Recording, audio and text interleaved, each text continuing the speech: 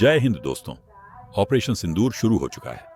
आखिर भारत की जो धैर्य की सीमा थी वो खत्म हो गई और ऑपरेशन शुरू हो गया।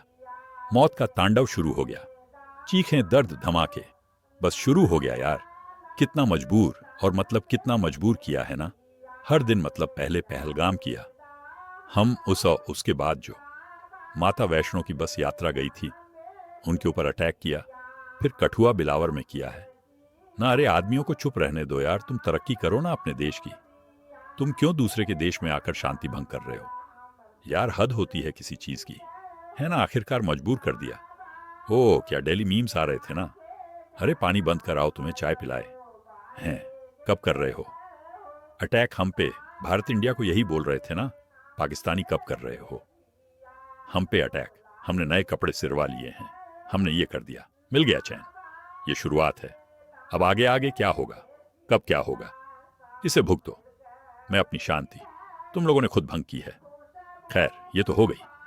पाकिस्तान के लिए न मरो सालो। अभी तुम लोग, अब बात आ जाती है मेरे इंडियंस की, मेरे भारतीयों की। मुझे पता है कल से, जब पहले से भी कई बार शेलिंग होती है बॉर्डर एरिया में ना, तो एक बात बड़ी यार थोड़ा तकलीफ देह मेरे को महसूस हो रही थी। इसीलिए मैंने ये वीडियो बनाना जो है जरूरी समझा। मुझे पता है बॉर्डर पर शेलिंग होती है, सारी दुनिया परेशान बैठी है।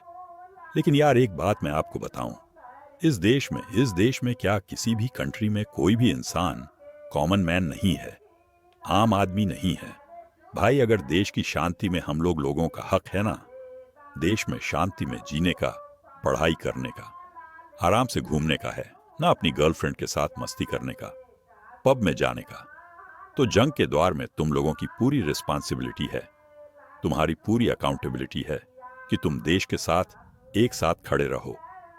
बड़े दुख की बात है कि पुश में हुआ जो शेलिंग हुई है उसमें गुरुद्वारा साहब पे शेलिंग हुई है। जो कीर्तनीय थे वो शहीद हो गए हैं, और हिंदू भाइयों को भी लगी है, मस्जिद में मुस्लिम भाइयों को भी लगी, सबको लगी है यार। लेकिन इसमें यार ये कहने की बात नहीं है कि आम आदमी मर गया, कॉमन मैन को बड़ी तकलीफ होती है। तो क्या भाई खाली फौज का जिम्मेवारी, हम फौजियों का जिम्मेवारी, जहां प्रधानमंत्री होम मिनिस्टर हो गया, डिफेंस मिनिस्टर हो गया, या बड़े बड़े नेता जो और है, जहां जो डीसी हैं, पुलिस वाले हैं, इनकी रिस्पॉन्सिबिलिटी है। क्या देश खाली आप लोगों की कोई रिस्पॉन्सिबिलिटी नहीं? आप सिर्फ मजे करने के लिए हो? नो, तुम्हारा पूरा हक है हमारे साथ मरने का, हमारे साथ जीने का। ठीक है, वह मर गया, अब उसके छोटे छोटे बच्चे बच गए। शांति चाहते हो तो लड़ना पड़ेगा। हमारे पूर्वजों अंग्रेजों से युद्ध किए हैं, तब जाके ये हमारा भारत आजाद हुआ। उन्होंने अपनी कुर्बानियां दी है, तब हम आराम से रह रहे हैं। हम कुर्बानियां देंगे तो हमारी आने वाली नस्ल आराम से रहेगी। तो क्या हो गया, वह शहीद हो गए, उनको गोली लगी, ठीक है, मानते हैं, दुख है उस चीज का हमको। लेकिन हम यह नहीं चाहते थे। उस बहन को पूछो जिसका पति उसके सामने 1 सेकंड में मार दिया, वो बेचारी उसके साथ खा रही, खाली हिंदू बोलने पे उसको मार दिया। ऐसा देश कोई नहीं चाहता कि बाहर का आदमी आके और हमारे देश में आके वो हमारे बंदों को मार जाए। तो यार बड़ी शर्म की बात है, मदानगी रखो थोड़ी। साला फोर्स को डिमोरलाइज कर रहे हो तुम लोग, हमारे रिस्पॉन्सिबिलिटी नहीं है, तुम लोगों की भी रिस्पॉन्सिबिलिटी उतनी है।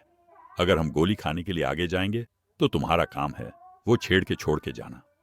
अपना घर, अपने आप को सेव करो, हमको हमारी चिंता मत करो। तुम लोग अपने आप को सेव कर लो, बस जाओ। लेकिन बीच में आके बकवास मत मारो। ये कोई जंग नहीं चाहता, हम भी नहीं चाहते। लेकिन अगर वार लग गई है तो हम लड़ेंगे, अपने देश को बचाएंगे। और तुम्हारे जैसे कॉवर्ड के लिए नहीं, उन योद्धों के लिए जो हमारे साथ खड़े हैं, जो हमें हिम्मत दे रहे हैं कि आगे बढ़ो। हम हैं तुम्हारे साथ, रो रहे हो यार। आप लोग इंटरनेट पर आके उसके बच्चे मर गए, जी हम उसकी आवाज सुनते थे, कीर्तन सुनते थे उसका। अरे भाई उनकी इतनी ही लिखी लिखी थी, जब भगवान की आ जाती है। आप गुरुनी में यही पढ़ते हो ना, जेहा चिड़ी लिख त्या हुकुम कुमाए, कल्ले नान का सदैव उठे जाए। और जब उनको हुक्म हो गया तो चले गए वो देशवासियों से। यही हाथ जोड़ के विनती है कि हम लोगों को डिमोरलाइज मत करो। करो यार, फौजी हैं, इस देश की रक्षा के लिए आप लोग खुद को बचा लो। बस आप लोग खुद को बचा लो, हिंदू मुस्लिम सिख ईसाई